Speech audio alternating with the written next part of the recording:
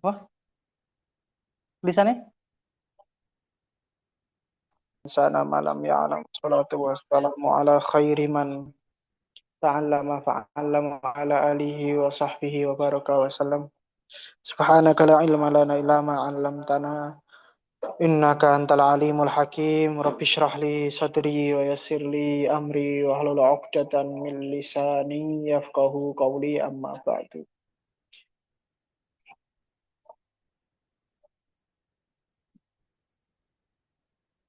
Cep kan dibuka ke? Cep. Ngawur bae. Ustaz kan buka dhewe. Dene dibuka ke lawangnya Ustaz.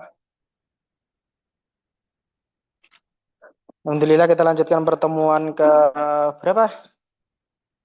11, 12. Malah 10 sih. Itulah keberapa enggak tahu. Semoga istiqomah sampai khatam. Jangan berharap. Ngaji sama saya berharap khatam tuh salah itu. Mustahil. Sekali kau terus ada. Contoh khatam. Ini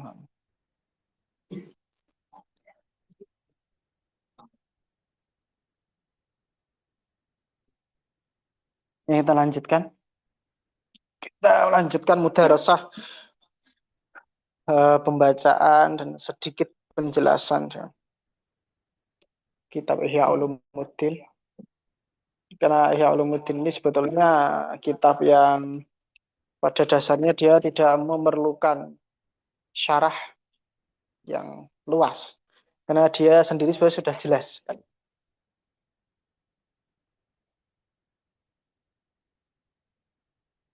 Tapi mungkin memang karena di masa sekarang itu banyak keterbatasan pengetahuan orang-orang modern sehingga mungkin ada baiknya juga untuk disyarah. Sehingga dulu nanti aja nyalakan pas kalau udah tanya jawab aja. Sehingga ya itu dulu dibaca sendiri itu enggak apa-apa. Asal ada prinsipnya. Prinsipnya kuat, tapi ya tetap berbahaya ya semua. Tidak semua kitab itu tidak boleh dibaca sendiri. Ada beberapa kitab yang memang bisa dibaca sendiri dan bahkan afdolnya dibaca sendiri. Ada yang bagusnya pakai guru, ada yang bagusnya dikaji bareng-bareng, kajian lepas seperti kita sekarang.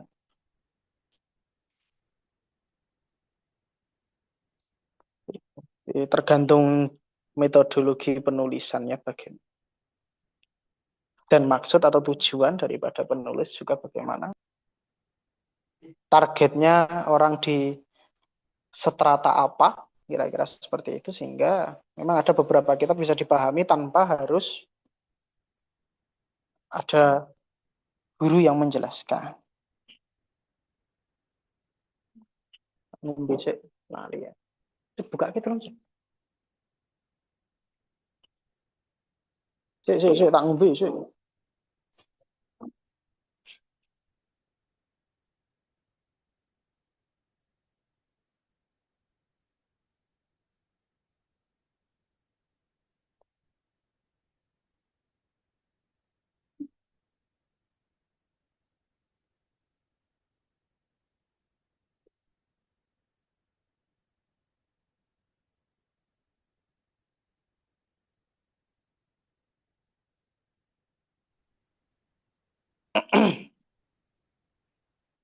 Kemarin sudah kita selesaikan bab ilmu-ilmu yang dia fardhu ain, yang intinya adalah kembali kepada hajat atau kebutuhan masing-masing dan tergantung pada waktunya yang paling mendekati dia kewajibannya apa, maka itu yang paling wajib untuk dipelajari. Kesimpulannya kurang lebih seperti itu ya kemarin. Seperti orang yang baru masuk Islam di waktu duha, maka yang wajib dia pelajari adalah selain syahadat tentunya adalah sholat zuhur dan seterusnya, dan syarat-syaratnya, syarat dan rukunnya. Sekarang kita masuk kepada ilmu yang dia fardu kifayah. Ilmu yang fardu kifayah ini secara umum maka dia pasti lebih luas. Kan begitu. Dari yang fardu ain. Kalau fardu ain pasti lebih sempit. Karena yang dipelajari adalah ilmu-ilmu yang wajib untuk dipelajari oleh orang-orang kita. Kita ini masing-masing individu dan itu sangat terbatas bergantung pada realita yang terjadi pada kehidupannya, ada yang bergantung kepada waktu kapan dia wajib, kapan dia belum masuk waktu wajibnya, ada juga yang bergantung kepada poin-poin tertentu atau sebab-sebab tertentu atau kejadian-kejadian tertentu atau bisa dibilang ya faktor-faktor tertentu lah. Kitabnya sudah ditampilkan di Zoom. Sudah, Sis? Atau ada kendala apa? Berapa yang datang, Sis? Yang masuk? 7.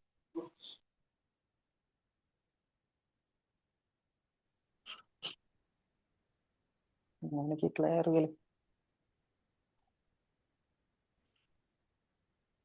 Itu. Jadi kalau kita bicara fardu kifayat maka pasti dia lebih luas karena ini orang-orang tertentu yang bisa masuk ke ranah ini. Ini sebetulnya yang paling cocok untuk santri-santri seperti kita semua, ya meskipun saya sekalian tidak seperti saya ya, tapi santri seperti kita semua itu ranahnya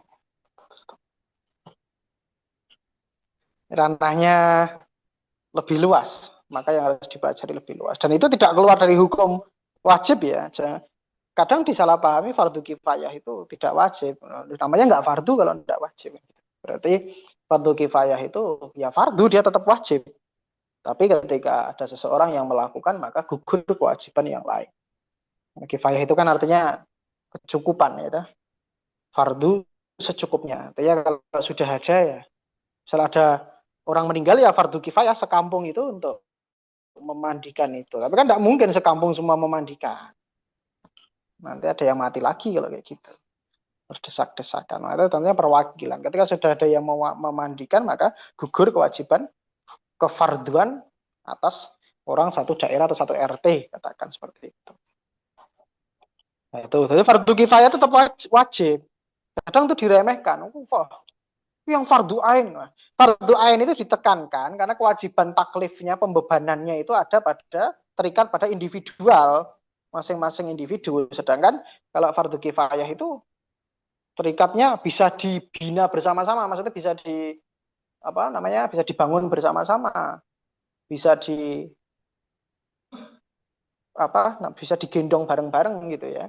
Itu fardu kifayah sehingga ya itu tadi ketika dan bareng-bareng itu tidak harus semuanya bersama, bimana secara jamaah itu tidak tentu. Artinya bareng-bareng itu tanggung jawab bersama, ketika sudah ada satu yang melakukan maka dia gugur kewajibannya.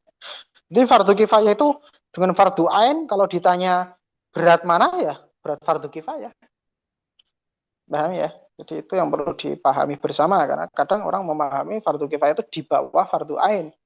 Nah, itu urutan dari mana ya? Nah, kalau tinjauannya dari kepentingan masing-masing individu ya bisa dipastikan seperti itu memang. Yang pertama harus dipelajari fardu ain dulu tartibnya, kemudian nanti ke fardu kifayah. Artinya kalau urusan kamu pribadi belum beres ya jangan ngurusi urusan orang lain, urusan masyarakat, urusan lain-lain. Urusan bersama enggak perlu. Maksudnya urusan dengan ranah yang lebih besar enggak usah. Nah, kira-kira seperti itu. Itu urutan dari tinjauan itu. Tapi kalau ditimbang penting mana, berat mana ya sangat mungkin atau bahkan hampir bisa dipastikan itu pasti berat fardu kifayah. Ya, secara beban tanggung jawab ya, fardu kifayah lebih besar. Karena kita menggendong tanggung jawab satu daerah tertentu, ahlul baladnya itu. Orang-orang di daerah tersebut itu fardu kifayah seperti itu. Contohnya seperti sholat jenazah tadi. Jadi penting mana? Pentingnya penting fardu kifayah. Karena kalau fardu kifayah tidak ada yang melaksanakan, maka mafsadatnya bisa umum. Semua kena. Satu desa kok nggak ada yang alim, nggak ada yang fakih, nggak ada yang mufasir, ya bahaya nanti. Karena nanti ilmu agama akan mati di situ. Sehingga syariat juga akan mati di situ. Itu sudah banyak terjadi di daerah-daerah kita. Ya, sedikit sekali yang berkompeten. Makanya kita ngaji itu yang serius. Semoga kita bisa menutup itu semua. Bayangkan kalau tidak tertutup, dosanya itu ke bapak ibu kita juga. Kalau dosa RT apa RW gitu, enggak. Bapak ibumu yang melu dosa. Karena dia tidak, mana mereka tidak mengganjal amanahnya dengan baik. Ya begitu. Paham ya? Karena di suatu daerah itu harus ada yang berkompeten dalam agama dan ilmu-ilmu alat yang lain tentu. Karena agama ini tidak instan, tidak serta-merta kita belajar terjemah terus bisa beragama, terus kemudian ulama atau terus kemudian tiba-tiba itu tidak sesimpel itu, tidak semudah itu. Artinya Anda harus berjuang memang dan memang ya, berat. Gitu loh. Ada yang sampai Mesir gitu, ada yang merantau sampai ke daerah orang, negeri orang hanya untuk menimba itu ya itu kita harus hargai. Itu makanya harus serius karena itu fardu kifayah. Tapi kualitasnya itu tergantung kepada orang yang memikul ini. Jadi satu daerah itu kalau kiainya ustadznya itu ndak mutu ya satu daerah ramutu kabeh mesti ustadz hancur apalagi umatnya gitu ya. Sehingga fardu kifayah ini berat sekali. Jangan dikira enteng ya. Jadi kita mengupayakan. Ya, John. Oh, no. Gus Condro itu sudah gugur kewajiban sak Boyolali. Karena harga, karena jasa beliau ini. Jadi besok orang Boyolali itu hisapnya lancar pada persoalan menghidupkan agama dalam persoalan menjaga konstitusi syariat itu Boyolali aman ono Gus Condro aman. Klaten aman Nenek Hale. Lampung aman Nucuk. Ya toh Klaten ono Haidar, kowe ngendi Jogja Prambanan aman ono Ibat karo Akamsi 2. Tambah Ustadz Damar sih, sampuh bisa. Serut kayak wis dadi buku atin barokah. Ngeri. Ya seperti itu seterusnya. Ya, saya mau begini ini kan supaya kita itu serius gitu ya. Memang kadang ini udah dong, tidak tenanan, tidak serius.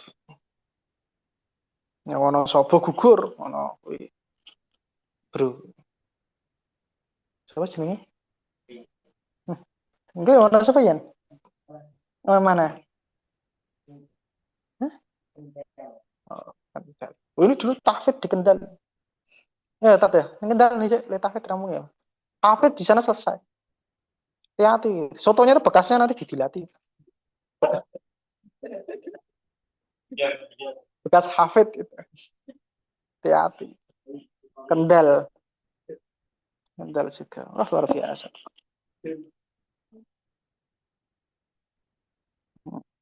Monosobo itu. Hutan Sabak. Lakat kali Sabak infimaskan. Ini kudu ngalim.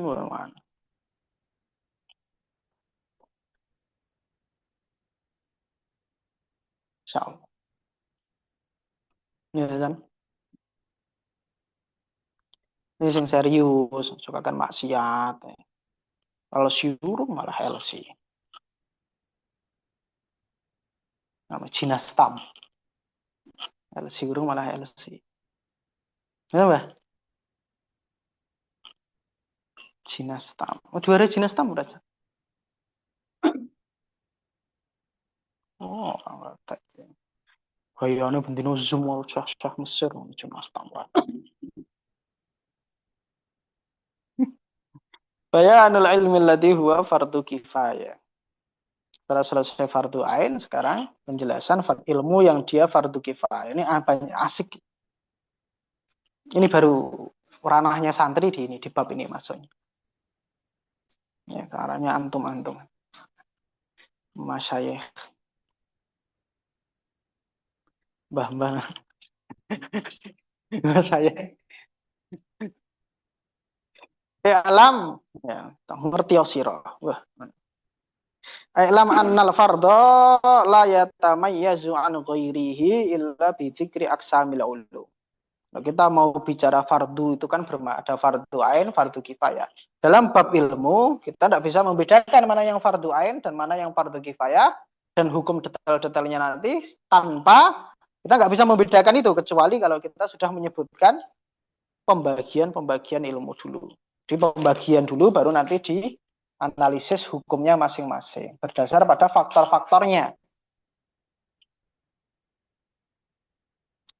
Wal ulumu bil idafati ilal fardil ladzi nahnu bisudatihi, dan ilmu jika dilihat atau ditinjau dari segi kewajiban yang mana kita sedang bahas saat ini, kita sedang ada untuk membahas itu, alladzi nahnu bisudatihi, yakni alladzi nahnu fi muwajahatihi atau fi muqabalatihi, yang kita sedang berhadapan sekarang ini atau kita sedang berpihak di situ, yang akan kita bahas itu apa?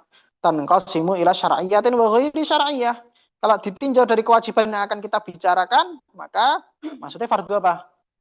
Fardul ladzina nahnu bisudati, maksudnya fardu kifayah. Karena kita sedang bicara fardu kifayah. Maka ilmu yang fardu kifayah terbagi pada ila syar'iyyatin wa ghairi syar'iyyah. Ada ilmu syar'i dan ilmu yang tidak syar'i. Apa yang dimaksud ilmu syar'i ini perlu dibatasi. Karena nanti Imam Ghazali juga cerita kalau akan ada beberapa orang yang abu-abu membedakan syariat, ilmu syariat dan tidak. Kadang semua dikira syariat. Jadi harus ada batasan yang jelas. Apa yang saya maksud dengan syariat? Wa a'ni bi syar'iyyah. Yang aku maksud dengan ilmu syar'iyyah itu ma yustafatu minal anbiya sholawatullah alaihim ajma'in, yaitu yang diambil sumbernya langsung dari para nabi. Nah, semoga sholawat Allah kesejahteraannya selalu tercurah pada mereka semua. Wala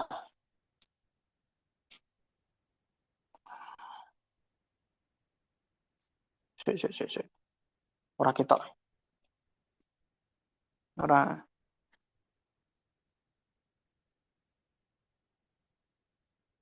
wala yursyidu al-aqlu ilaihi mislul hisab. Nah, atau wala yursyadu al-aqlu ilaihi mislul hisab, bisa. Dan akal tidak bisa sampai ke sana. Akal tidak bisa memberi jalan kepada ilmu syariat. Atau akal tidak ditunjukkan kepada ilmu syariat. Artinya bukan ranah logika, bukan ranah akal. Udah sidik-sidik kok logika, paham ya? Maksud sih, wong saiki gayane ngono ku. Maca madilok lagi separuh langsung. Tidak realistis. Temu apuk cangkem orang. Oh, hada la yaqbaluhu al-aql. Aql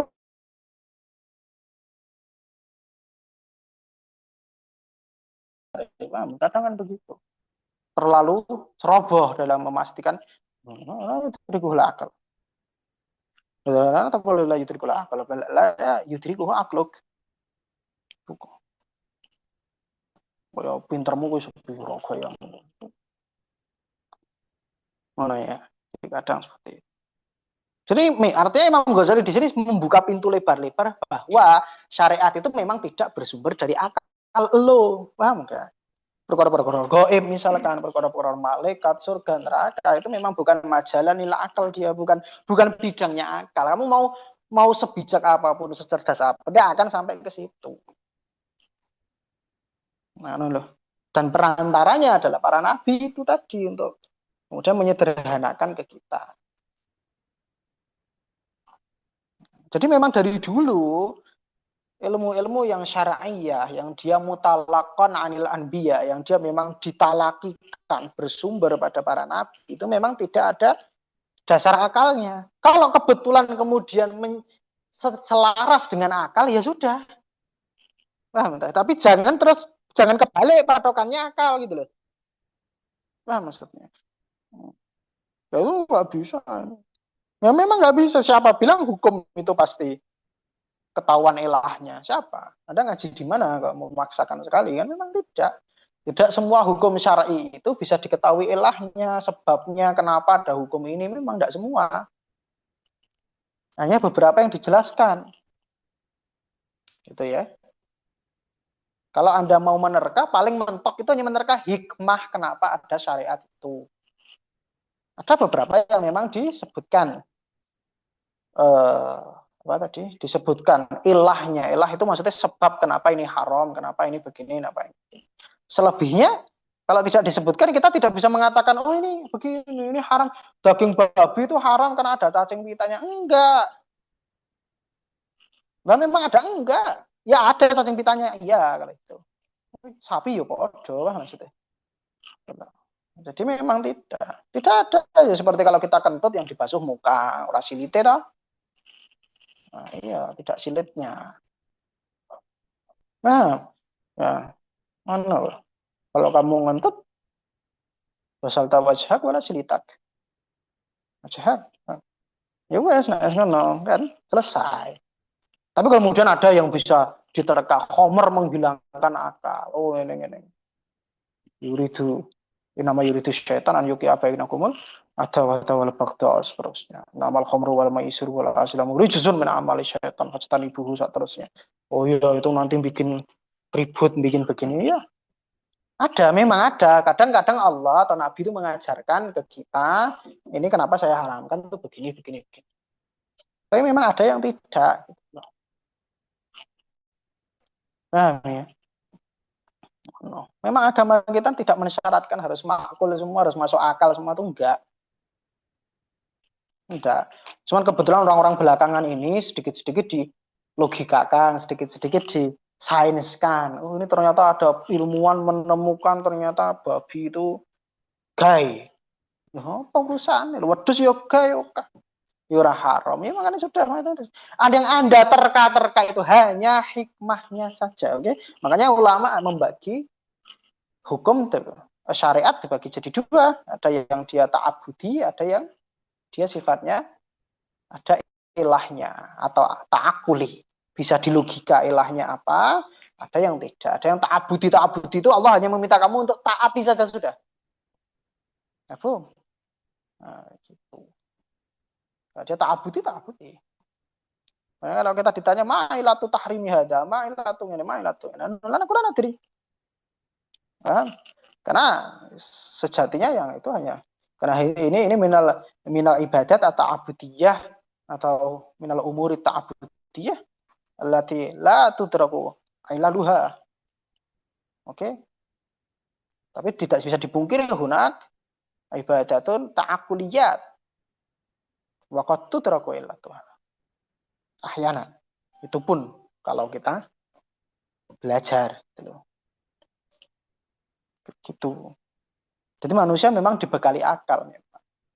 Untuk apa ya? Untuk hidup. Tapi tidak untuk menentukan syariat, apa maksudnya? Ya. Untuk apa akal? Untuk Anda kalau lapar minum, naluri, ya, insting. Kemudian ada akal untuk memikirkan, oh ini jahat, ini baik, ini buruk, ini bagus, ini jelek. Itu kan akli. Ya paham ya. Kemudian untuk mengembangkan apa itu ranah akal. Silakan gunakan akal di situ. Tapi kalau sudah bicara itu hukum, itu syariat, itu akal ini kita kesampingkan sebentar. Karena ada musuhnya yang namanya